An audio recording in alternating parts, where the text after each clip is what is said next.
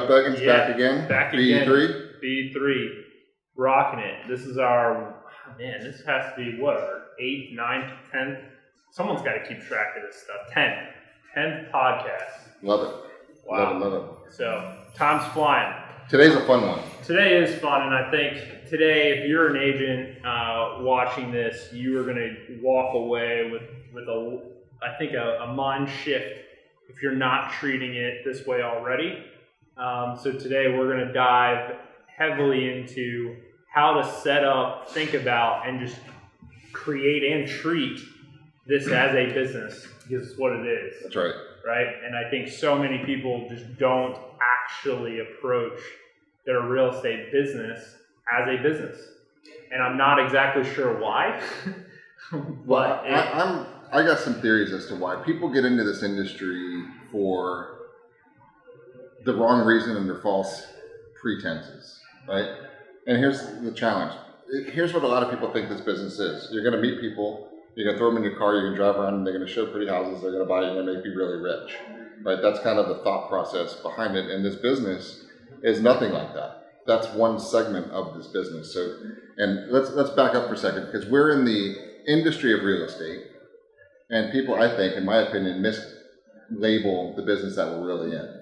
So the business that we believe and we train and we talk about being in is you're totally in the people and communications business, because the only thing that we're selling is trust, right? Yep. But in order to convey trust, you have to talk to people to find people that you can actually make them trust you. So we're going to talk today about how to set up your business of trust and how to actually talk to people and what really goes on inside your brain. Now, this is for experienced agents. If you're doing 50 deals a year and you want to get up to 70, you've got to implement business tactics to get there. If you're newer and you're doing 2 or 3 or 4 and just getting your groove on and you want to get to 10 or 20, you're going through the exact same steps. So it's relevant for every single person watching this today. So let's start in the very beginning. Let's say you're going to go into any business. I don't care what business it is. You're going to sell pens, you're going to sell microphones, you're going to sell airplanes, you're going to sell real estate, you're going to sell anything you actually want to do. And you got to back it up from the very beginning as to what is the actual goal. Yeah. Right? And the goal is to create revenue. Right? Notice the words I'm using. Revenue, yep. Revenue to fund a lifestyle. And that's really it. So the first goal is, what am I going to generate? What kind of lifestyle am I looking to live? What kind of things am I looking to experience? What kind of expenses do I have to cover? And that's really how it starts. Like, so what is, if you're looking at this, when you own a business, you got to say, okay, forget about what we do yet. We're not even there yet. First thing is, how much money do I need to survive? Right? So let's start with that. So you know what it costs you. Where you live costs something, your car costs something, your insurance costs something, your food costs something, your normal survival level. This is not vacations. This is survival. What is the amount of money you need to survive on a monthly basis? Yep. That's got to come in, or you're going to be living under a bridge as a crackhead, right? That's your other alternative. Which is also expensive. Right. So it's different ways to generate that revenue that we'll talk about at different times. So first thing is, what is your survival budget? And then what is your thrival budget?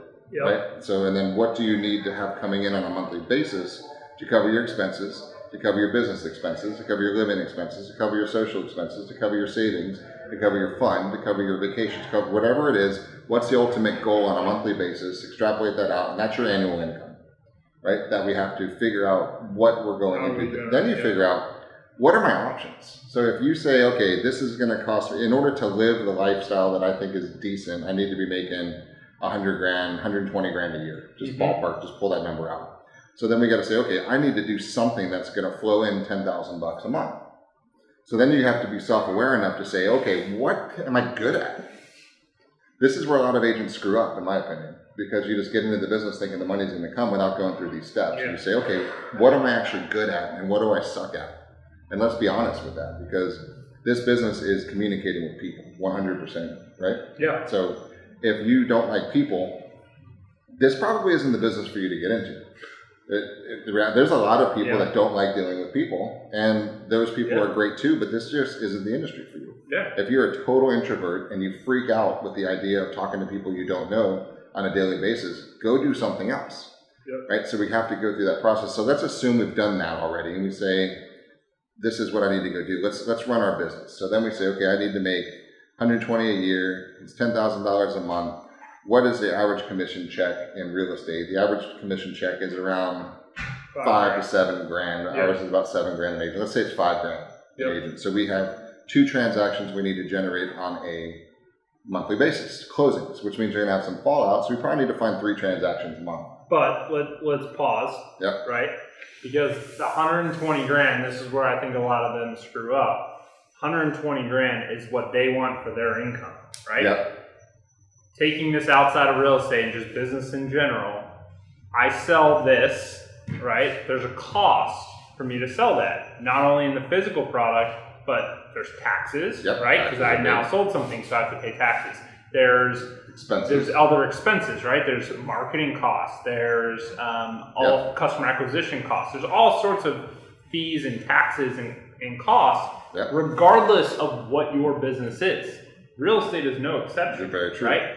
And so depending on how you've structured your business, which we'll get into, you've got expenses that need to come off of that. So the reality is, if you do 2 transactions, you're not making $10,000. Your business has driven $10,000 of revenue. Gross revenue. Right? And now you have to figure out, A, what's coming out of that, what cash flow, because I don't care what business you're in, especially in the early days in a startup, cash is everything, right? And you have to be able to manage cash flow. It's why so many of them raise so much money in the beginning, because they need that money, because it's not going to come in because the burn rate is going to be set. The burn rate is so high compared to the revenue coming in. So this grosses up to 3 deals still. So 10 grand. So so 2 deals wouldn't get it done. 3 deals would get you there for the most part. Right. So 3 transactions a month, and we're going to walk through how we do this. And I'm going to be real, and we're going to be just totally transparent on how this actually works from our perspective, because we do it a lot. We've done 55,000 sales, but 12 billion in sales already. We've done thousands of salespeople. We've talked to do this, so we know what we're talking about. So 3 transactions a month. You've got 30 days to do it, which means you can have 27 really crappy days. You have to have 3 decent ones, right? So let's be aware of that. And then let's understand how this business really works out. What we sell is a solution to the most stressful time in most people's lives, right? And I think this goes not said too often, right? The only time people move is when something gets dangerous, something gets stressful. There's a pain point that's so bad, it physically forces the uprooting of your life, right? To shove it into boxes, to shove into a van, to move to another location, to put down roots in a place you don't know anybody. You're not sure if the neighbors are crazy, right? The dog's going to bark next door, what's going on, and you really don't know. So you've got all this doubt, this fear, and anxiety in your world, and you've got to uproot your life. Right? So here we come. Enter somebody's life at that stage. It's stressful. So that's why being in the people communications business is so critical, because you have to have some social ability, right, to communicate and help people through these times that they're in. And even if they're exciting times, they're still stressful times. So we got to understand kind of really what's going on. Nobody wants to move. We're here to help them when the time comes. So we have to find 3 people in the course of a month to do something. Now that's not easy. The average real estate agent in the United States, where we are, is 4 or 5 deals a year. We're talking about 3 a month, which is a lot. But we're also talking about a 6-figure solid income, which is not earned by money. Right? No. Which the average U.S. household is a third of that. So we're talking about definitely a stretch and a jump into the 1% of the world. So let's be realistic about how not easy this is, but how simple it is. Does that make sense? So let's talk about the simplicity on running a business. So if you're in the pen business or the microphone business or the taco business or the car business or the real estate business, I don't care what business you're in. If you're in the business to provide a product or a service to somebody, you have to have that available, right? So in our world, if we don't have homes to sell, we're out of business. You're done. If you don't have inventory, you're out of business. You're done. That's what we're having industry-wide issues right now, because the economy is so strong.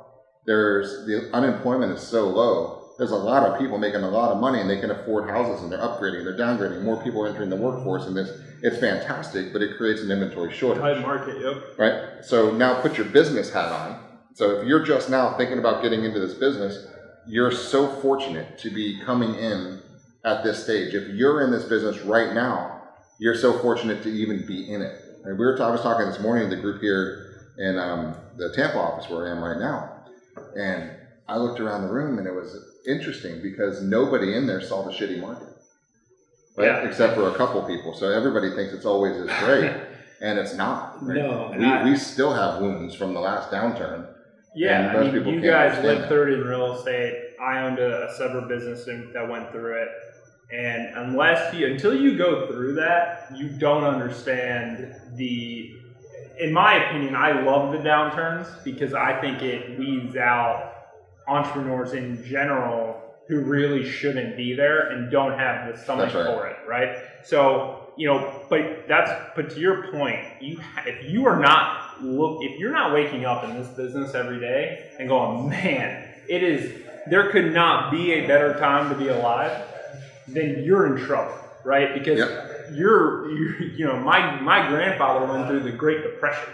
When you think about that, we think we had it bad in 08 and 09. Imagine what they went through, right? So, I think that punch in the face, I would go the opposite way. I think if you're starting right now, you're at a disadvantage.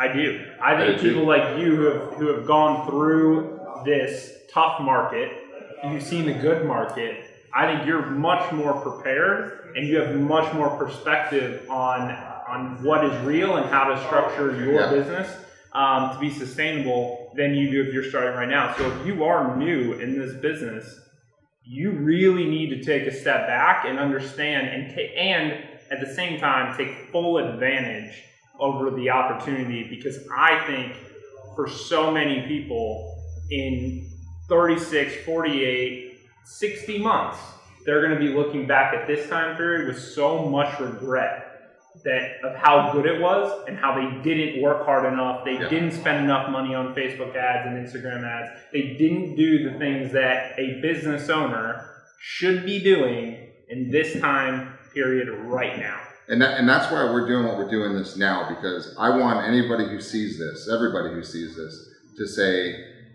wake up, right? Because this is a massive wake-up call, because I don't care what you're doing what you did yesterday, it doesn't matter. Today's completely different. So let's shake it up. If you need the shake up, here's your wake-up call on how to shake it up. So let's go through this. So to pull in this income, we need 3 transactions a month, right? To run this business that spins off $120,000 a year lifestyle after expenses. Okay, which is a pretty nice lifestyle. So 3 transactions. Now here's human nature, because I want to talk about this for a second. Because here's the reality of this one. Every one of us has this thing inside of our head called our brain, right? And your brain is the worst business partner you could ever have, right? Because here's what your brain's job is to do. Your brain's job is to do one thing, and that's to keep you alive. And that's it. It's to make sure your lungs inflate, deflate, blood pumps. That's what your brain does. That's it. Its whole job is to keep you from doing something stupid, right? To justify, put it at risk so it has a threat to doing what it's supposed to do, which is keep you alive. It's to keep you alert, worrying about threats and the obstacles and everything that's out there so you can say, okay, stay alive. So here you come and you say, you know what? I'm going to make 120 grand a year, or 250 a year, or 300 a year, or 80 grand. It doesn't matter the deal. But if it's more than you're making today, you've got an immediate enemy. And it's built into your brain right now, because it says, Mike, that's stupid. You're just fine. You can eat. You've got a place to sleep tonight. Why would you take the risk to go do something new to generate money? You don't really need it. Do you really need a Ferrari? No, you don't need a Ferrari. You've got a car. I've seen you driving in it. Stop it. Right? Why would you put yourself at risk? Why would you risk the failure? Why would you do that? Because it's risky. And risk is potential of death, and that's opposite the goal of your brain, right? So let's be honest about the issues that we have. So it's that first fear moment that you're automatically totally disadvantaged. That's why the percentage of people that actually succeed right, is very low, because very few people can actually negotiate their own brain to let them take the uncomfortable steps to grow a business, because it's not easy, it's not fun, it's hard work, and it's risky. Yeah. Right? All of the things that you don't really want to do. So which goes to my next point here is your brain is going to be against you, and you're going to have all kinds of doubt, fear, and anxiety created by your brain saying, don't do that. Right? Sounds good. You know what to do. Anybody who has a real estate license and has been alive or been around anybody anywhere, you know what you need to do is go talk to people. Right? That's it. Right? So that's the idea. But your brain is going to come up with all different reasons why you won't. So we're being really real and saying, we get it. Okay, so what we talked about at my sales meeting here this morning was this simple fact. We say, okay, you are going to take the path of least resistance. I don't care what business you're in, because by human nature, your brain's going to force you into being comfortable, which equals lazy, which equals reality.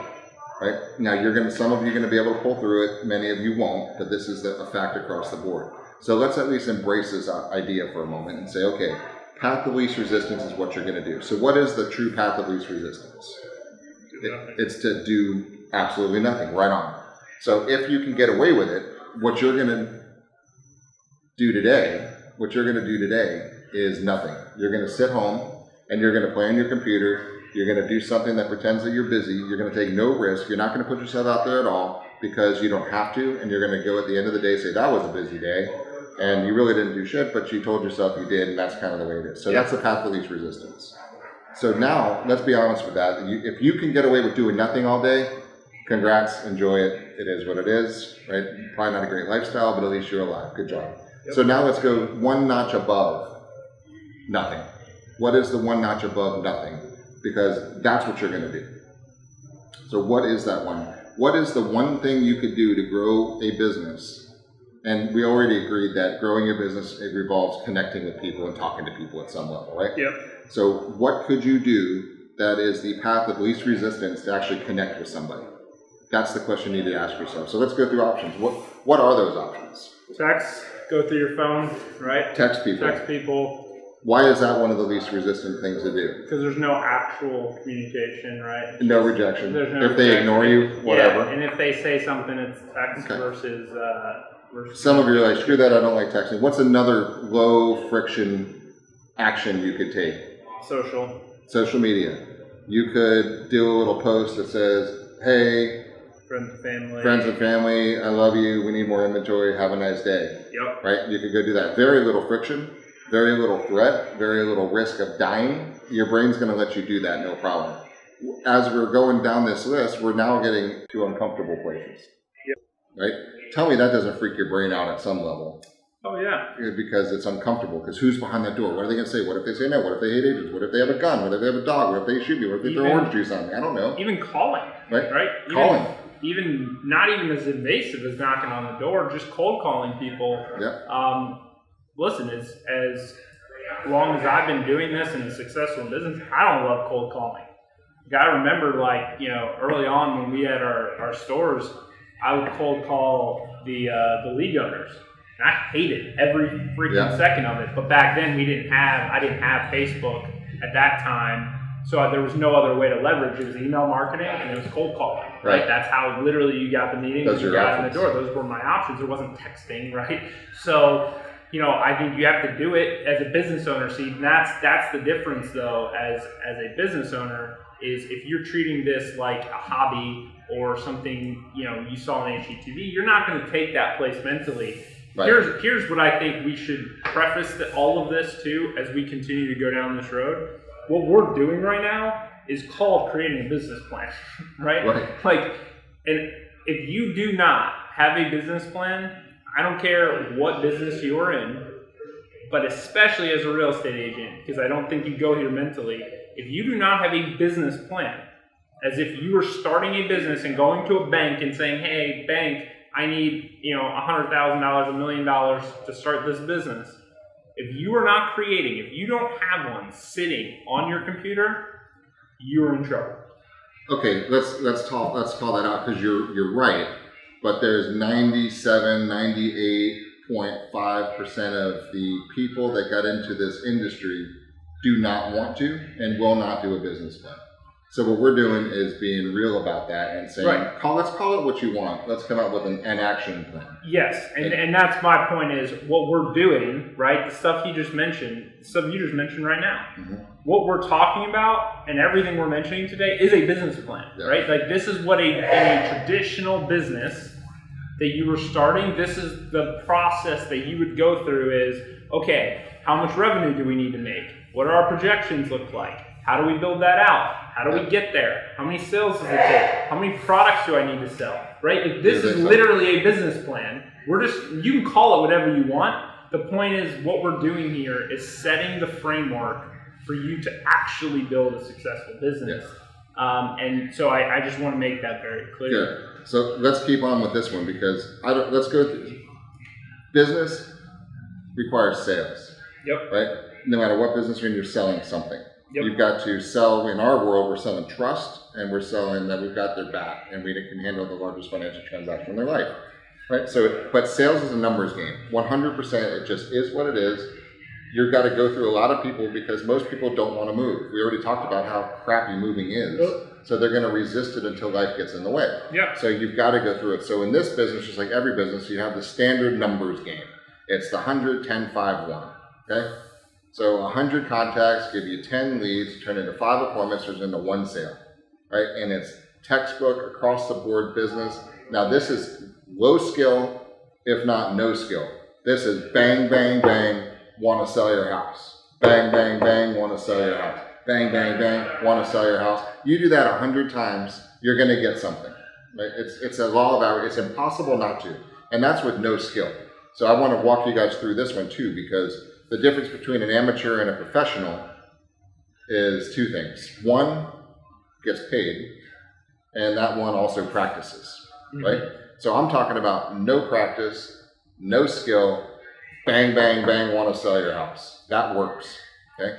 So, but that's a hard-ass business. You're not going to get repeated referral. There's no connection. There's no trust. You're just going to happen to stumble upon the guy that's just got divorced and needs to sell his house, right? That's how that works. So now, there's your business model. So now if you need 3 transactions, we need to talk to 300 people. Oh my God, Jeff, that's terrible. I don't want to do that. That's a lie. It scares the crap out of most people. So therefore, they go back to the path of least resistance and they do nothing. Yep. So that's what I want to be aware about is that's 300. Now, that's people that don't trust you, they don't know you, and they have no idea if you're good at what you do. Yep. So that's why I go back to this path of least resistance aspect here, because if you really get real about this one, what do people really need to know? Can I trust you? Okay. So who trusts you? There's 2 groups of people in the world. People that you know, and there's people that you don't know. The people that you don't know you, so they can't trust you, so that's just a given. So now the people that you know already trust you. You're very little likelihood of you killing them. They're going to let you into their circle. They've already accepted you as a friend, whether that's in person, real life, they're in your phone contact book, they're a Facebook friend, they're an Instagram follower, they're snapping with you. Whatever it is, you've connected at some tribal level that you belong in their group. Yep. Do you agree with that? Yeah. Right? So that alone reduces this ratio by half. Okay? Yep. So now you don't need 300 people, you need 150 people.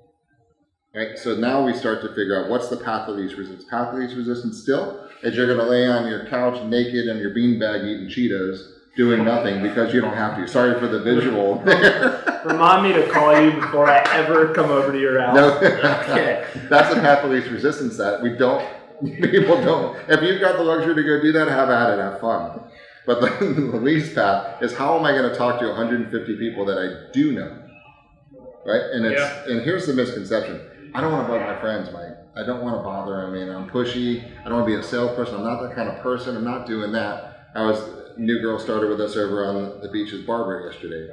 And I went through this. She's sitting right across from me and we say, all right, business plan time, let's go.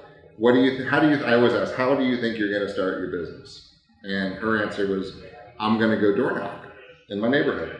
And this is what I saw. Watch this. She was sitting there saying, I'm going to go door knock.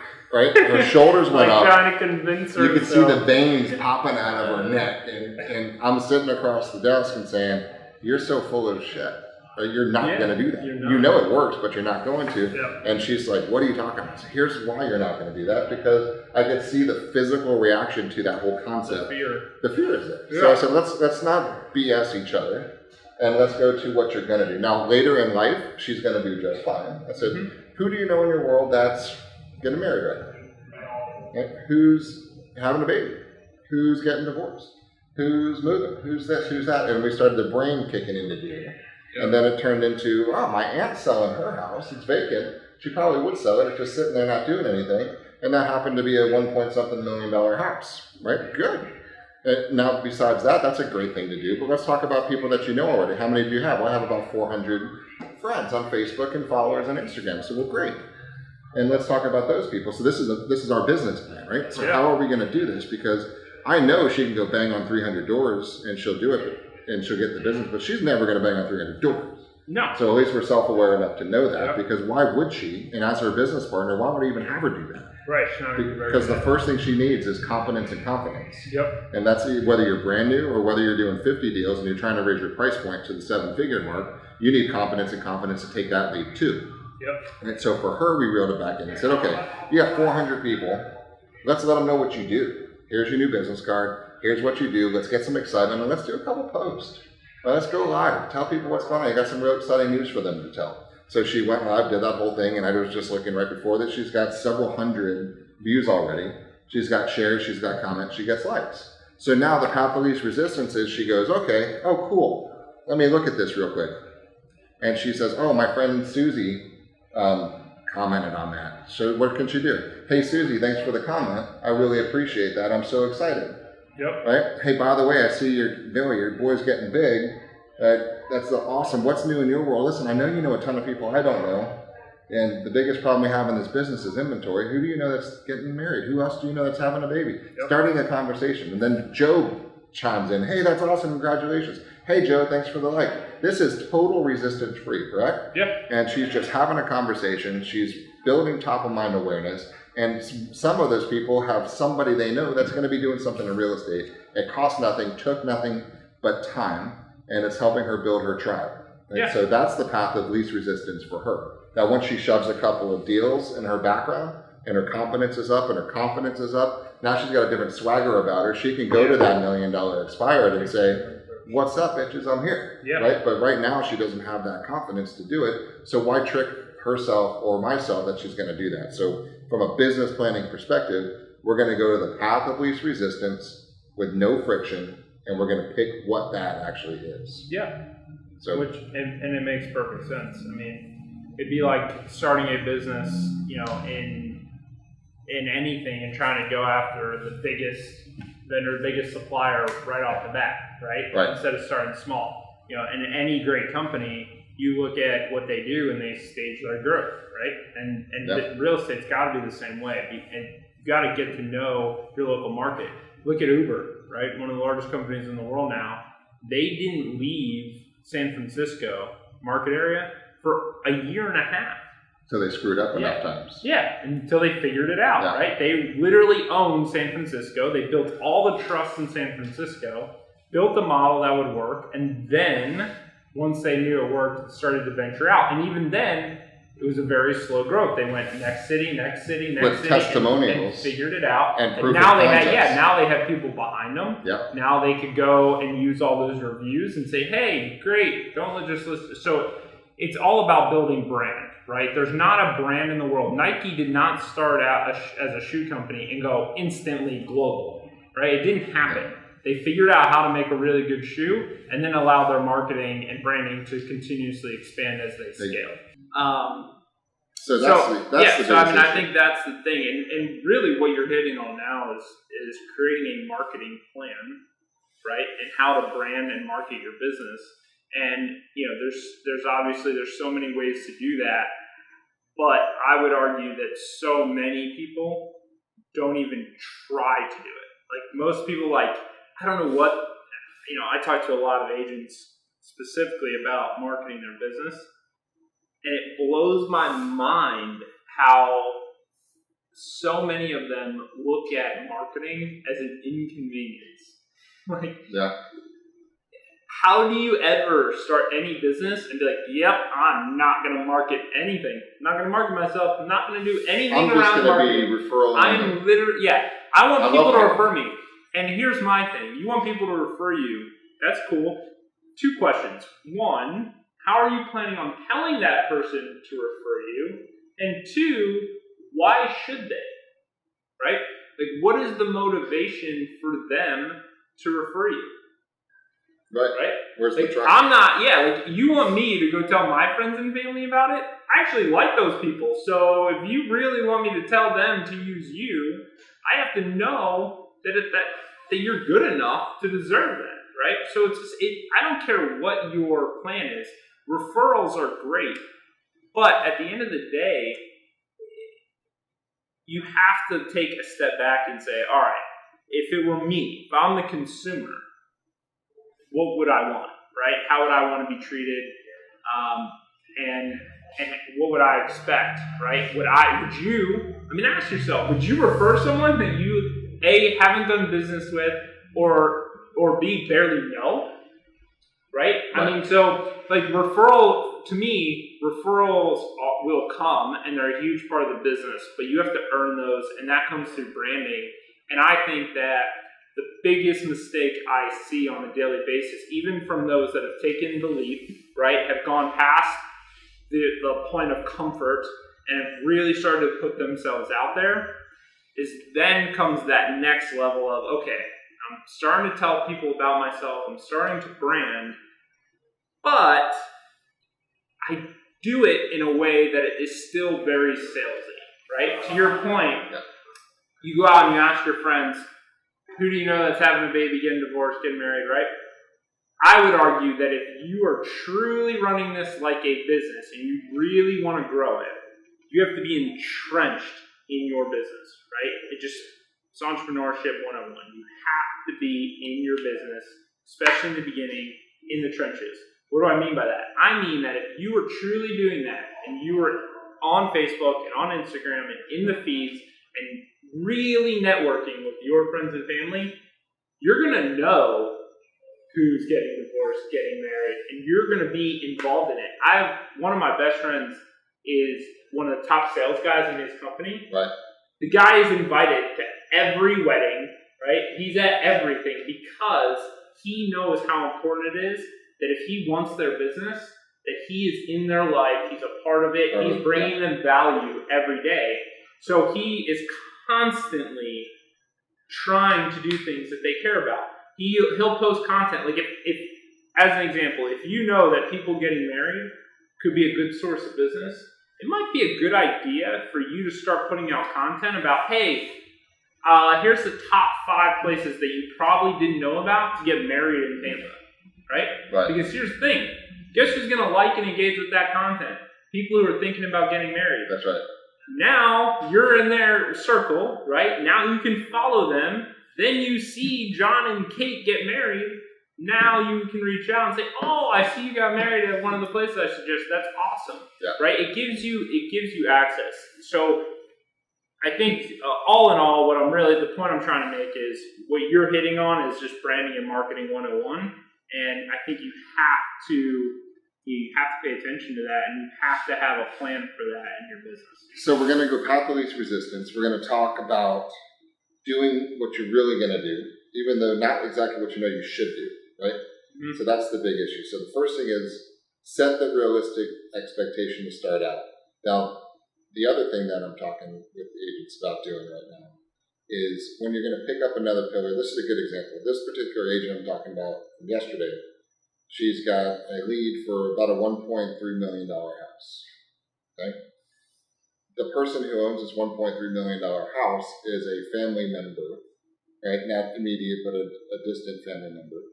And so here's the truth. That family member knows that this person doesn't know shit about real estate. But it's one of the largest financial assets of their life, and she's a sweet girl, but she has no real ability to sell a house yet in their mind. So own it. So here's what she did. She said, look, call them up, talk to them, and say, here's where I'm working. Here's what we've done. You're not hiring me. You're hiring the entire company.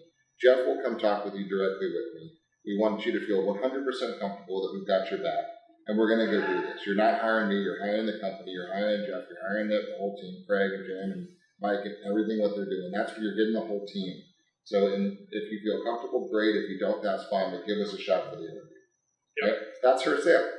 And that took a comfort zone stretch for her to even make that conversation. But isn't that the truth? Yep. Yeah.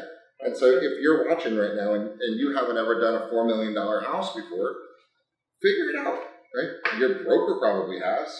Your company probably has. Yeah. And if they haven't, you might want to re-affiliate, right? Because you got to be able to have that bandwidth with you to say, look, we've got this. We can handle this. This is what we do. Yep. And then that stretches you. Now let's go to the next step of the business plan is once you got a little bit of comfort, competence and confidence under your belt, the question now is really simply, how do you grow your business to the next step? So let's say you've never done a for sale by owner. Yep. Right? And our goal is we need 3 transactions a month to figure it out. Maybe one's going to come from your natural market. Maybe it won't. If it does, great. If it doesn't, we need to go somewhere else to find it, right? Because we have a business that needs to generate $10,000 a month. And I need 3 transactions to go do that. So let's say I've never done a for sale by owner. I'm going to go to for sale by owners. Here's what I have my people do. Go outside of your market. Go find, let's say you live in Tampa, right? Go out to Plant City for the afternoon. Go pick 5 of them and screw up. Yep. Totally screw up. Record yourself, video yourself, do something, and go screw up. Worst case scenario is you don't screw up and you get the listing. We'll refer it out to somebody and still get the deal. But then you don't care because you're not going to run into these people at Publix. You're not going to see them at Carline, right? You're not going to, you run that risk. So the whole point here is to take away the stress, take away the friction, and go do it. Go do an expired listing in Lakeland if you work in Tampa. Yep. Spend the afternoon and go see 5 of them, record yourself, and then come back to your manager, or your coach, or whoever you're working with at that level and say, how did I do? Yeah. Where can I improve? And then you've got to screw up in order to be good, right? You just do. Yeah. So that's a point, I think, people to put way too much pressure on themselves too in this business, and you think you're expected to be awesome right away. You're going to suck. That's how it works. So suck quickly and then get it out of the way and practice. So if you've never done a Facebook Live post, do one. Guess what? It's going to suck. Yeah. But nobody cares.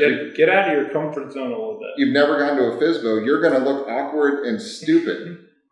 Do it. Embrace it. Get over it. Because the second one, you're going to look less awkward and less stupid. Yep. And the 40th one, you're going to be not awkward and not stupid. Does that make sense? Yeah. And then expired listings, the same thing. You want to go to a higher price point, practice. And you're going to screw it up, guys. Just do it. Any business, you're not going to be great at it. But it's got to become a sport, right? And we alluded earlier, the difference between an amateur and a professional is the amount of pay and the amount of practice. Yep. So if you're going to go screw up, you better record yourself screwing up or you're going to continue to screw up. Yeah. Right?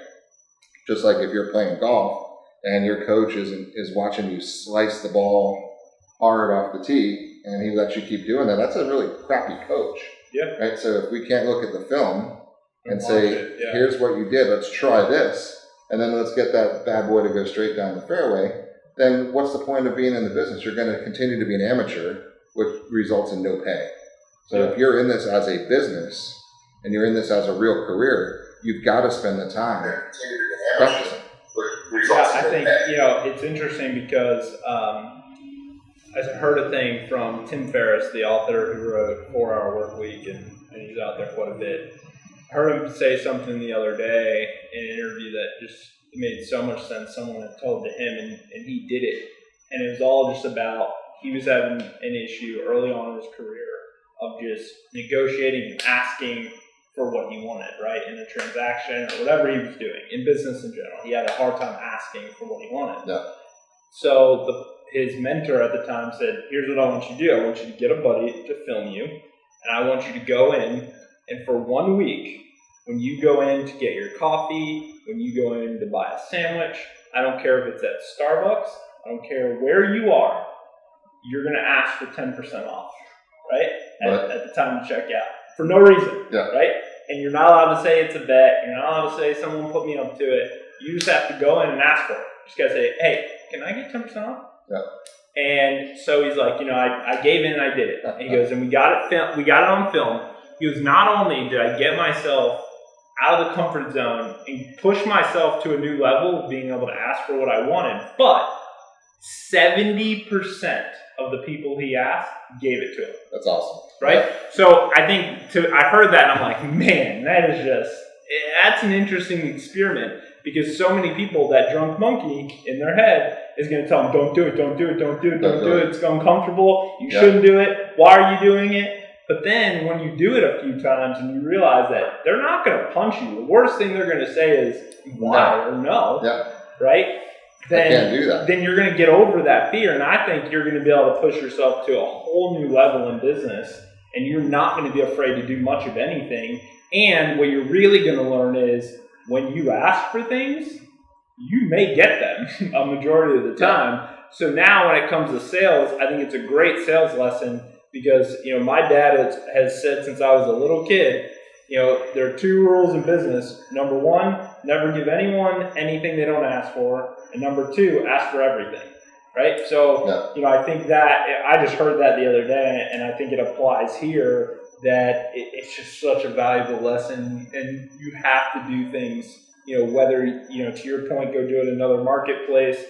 I don't care what you do or where you do it, but you have to do things that are going to force you in to getting over these humps and things you're uncomfortable with. And then the other thing I have people do, this is a people communications business, 100%. I say it forever, I always will. And so you have to deal with communicating with people. So here's the issue. Most people don't communicate well, right? It's just, they just don't. And it's not on purpose. It doesn't mean they're bad people, just they don't communicate well. And they don't communicate well because they don't pay attention to the other person. So one of the things I have people that I work with do is learn how to communicate with people. So they actually have to, we have a nice high-end mall here, not far away, International Mall. So I send them to International Mall for the afternoon, and they've got to go into different stores. You've got to go into Tiffany's, go into Neiman Marcus, go into Forever 21, go into Tommy Bahama, go into Sephora, go into an Apple store, go into all these things. Why would we pick these stores? Because the demographics are so different, the sales associates are so different, the price points are totally different, and so the energy and the vibe's different. Yeah. So and your role, your job when you're going there is to communicate with, be like the person that you're interacting with. So when you walk into Forever 21, you're going to match the energy level, the vocabulary, the rate of speech, the arm movements, and all that stuff to stretch your comfort zone and increase your awareness. Yeah. Right? And this is practice, right? Yeah. Practice. And then you're going to record yourself, and then you're going to see how you did. And you're probably going to suck the first time you do it because you're going to be so used to being you, you're not going to be able to pay attention to the person that's in front of you. Then you go from Forever 21 to Tommy Bahama. You're going from the 19-year-old girl to the 65-year-old woman. That's a totally different communication pattern. Absolutely. Speech, energy, arms, motion, everything. So if you can't adapt from one situation to the other situation, what's the point? It's just like we started with golf analogies. If you're Tiger Woods, for example, or anybody golfing professional level, you practice hitting the ball from behind the tree. You practice hitting it out of the bunker. Yep. You practice hitting it on the side of the lake. You don't just practice a simple one, you figure it out. So if you're dealing with this person, what's it like, this person, what it's like, and that's the practice. That's the whole thing. And this builds your confidence and your confidence. Because guys, you need 3 transactions a month. You can be the person with no skill and bang your head against the wall and try to find 300 people to contact. Yep. Or you can actually have some fun with this and find 150 people to connect with. Yep. And that's the big difference, is the connection and how you actually deal with somebody at that level. So that's one of the huge critical points that I have in this business plan, is to figure out how few people you can get away talking to in order to make the transaction count that you need to fund the lifestyle that puts a big ass smile on your face. Why do more than you have to? Yep. Right? Your brain's not going to let you, because it's going to force you to do the least amount you possibly have to. Yes. So that's what I want you guys to have the revelation about, and saying, this is reality. You're going to do the least amount of effort humanly possible to get to where you want to go. Embrace that fact. It just is what it is, until you get to your confidence level and you say, screw it, and you can push through it. But very few people get to that point where they can push through into the 7-figure levels, right? It just doesn't happen often. It takes a while to build the confidence up to do that. Yeah, but that's any business, right? Everything. There's, I think there was a stat not long ago that 2% of businesses in any industry ever hit like $1 million, and then from there it drops significantly to 2 million. And over 70% fail and they're out of right, business. but everyone, and real estate included, right? Everyone seems to have this perception that you haven't even made it until you made $1 million. Right. Like, do you know how few businesses ever do $500,000? Right. Like, Yeah. I like that's just real, and I think so. So starting out too, be practical, right? Like, understand that if any startup to go from zero to netting you 10 grand a month, personally netting you 10 grand a month, is super hard, right? So you have, now, given real estate, just the nature of the size of the check, it's easier to do it, right? In the fact that you don't need It's as much. attainable. Right. And for me to sell pens, right, and make net 10 grand a month, I got to sell a shit ton of pens, You do. right? So you don't have to sell the volume, but you have to be practical and realistic when you're starting out, that if you need that, right, if you need $10,000 a month, you are going to have to work your face off, right? It's just, so my point being is, you need to be self-aware and practical enough to know that if you are going to play on a softball team, coach your kids, do this, do all this other stuff, and still make net 10 grand a month in the beginning, And want to catch up on House of Cards. yeah, and watch, your favorite TV shows, and not work on Saturday, and do all of that, in my opinion, you are setting yourself up for failure. Is it possible? Sure. Is there someone on YouTube that's probably told you that they did it? Probably. But the point being is, and realistically, guys, whether you want to make 5 grand a month or 10 grand a month, in the beginning, any business, you're working your face off. Like, you just are. So you have to mentally be prepared just on day one, if you're new, or, if you've been doing this, but you're really going to start pushing yourself because you heard this talk and you're going to get motivated. Starting tomorrow, you need to understand that everything we're saying may sound simple, and on paper it really is. The process is simple. It's not easy. It's not easy, and you're going to have to work your face off to do it. And you're building a business, right? So those 150 people to get 3 deals, well, guess what? Then the next month comes. You got another 150 you need to talk to. So the best strategy is to have a plan for that, on how are you going to build your business, build the brand, grow it to the point where you are kind of building that pipeline, so you constantly have 150 or more in that world, that you're not having to start from zero every month. And that's the disadvantage. If your marketing plan is to go knock on doors, sure, you could knock on 150 doors, probably take about 500 doors to get to 150 people, right? But you could do that, but you're starting from zero essentially every month. What we're talking about is actually building a real sustainable business, which means you are doing your online stuff. And that is a constant effort. That is not a time suck, right? That is not I don't have a lot of time to post on Facebook. This is your business. Like, you don't have a choice, right? You cannot do both. And all the people that you're watching that became entrepreneurs so they could go to the beach more and take off more and do all those things, they can, but they definitely did not do that early on. They did not do that until their business reached a certain point. And I would argue that they are doing it far less than what they make it seem like on social media. So if those are the people that are motivating you or motivated you to become an entrepreneur, understand that what you're seeing is after they've already been successful. You didn't see the day one. You didn't see the first year. You didn't see the first 5 years. Unless they inherited money, right? Now, there's always exceptions. They inherited a ton of money, and then your husband's got a bunch of right? money. So you got to question where's the money coming, where's the lifestyle coming from, because they may have had that lifestyle before they even started the business. Or your uncle buys a $4 million beach house. That's a nice little thing. Right. So those are great deals. Don't take it away. It's a great. Oh, they are.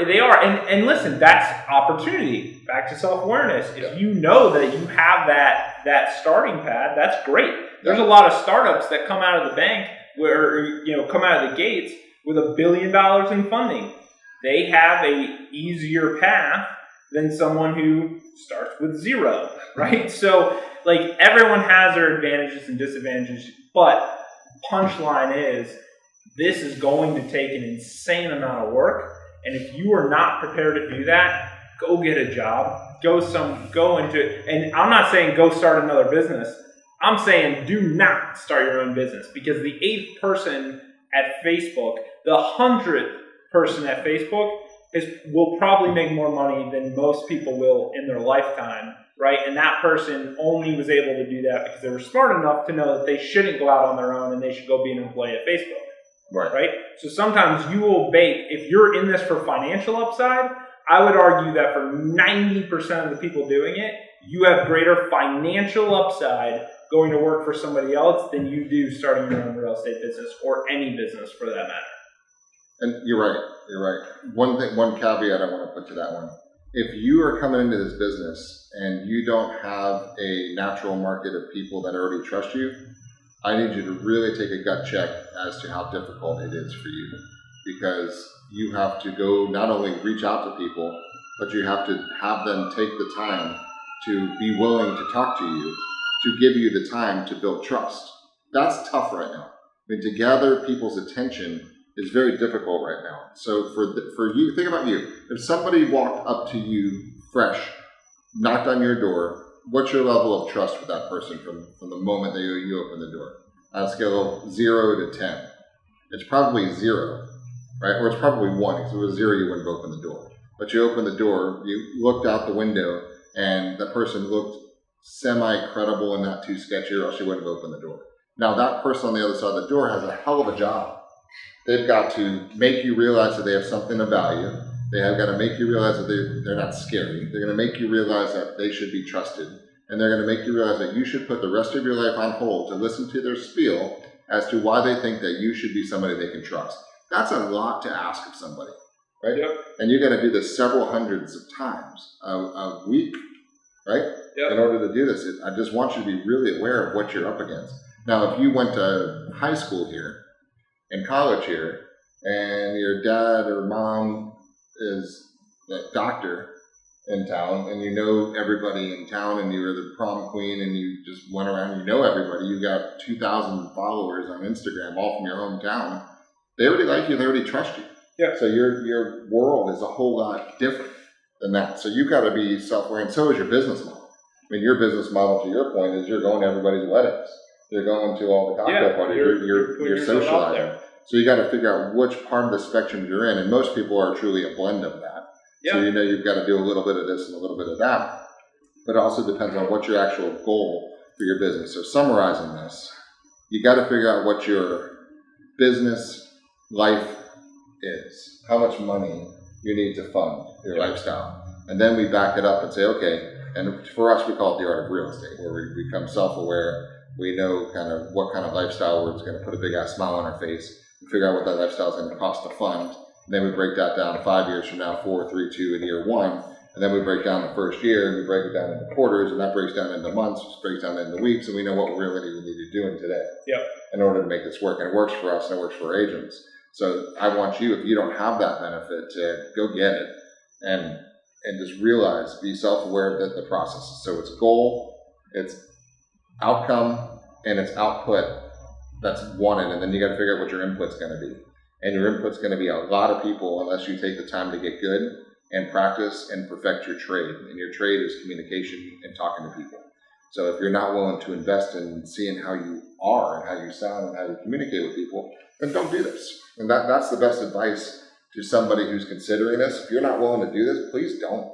There are way too many people that have a real estate license to begin with. Most of them aren't doing anything with the license, and it's a cluttered field with very few professionals. So one of my personal missions and our personal message is to declutter this and let's get people who want to run this as a real profession to run it like a real business and turn it into a sport and have a lot of fun with it and reach out to people. Yeah, well, I mean, I think it's become, as Gary Vee says all the time, it's become cool to be an entrepreneur, right? And so, it used to be years ago, you went to school, you couldn't even go to college for entrepreneurship, right? And you went for business. Right. But now it's become a huge major at almost every major university. Yeah. And the reason being it's become cool, right? You're cool if you work for yourself. And so I think there's a cool factor to being able to tell people that you work in real estate. But I think the reality is that most people are not built for it. And so I think, to your point, you need to do a gut check.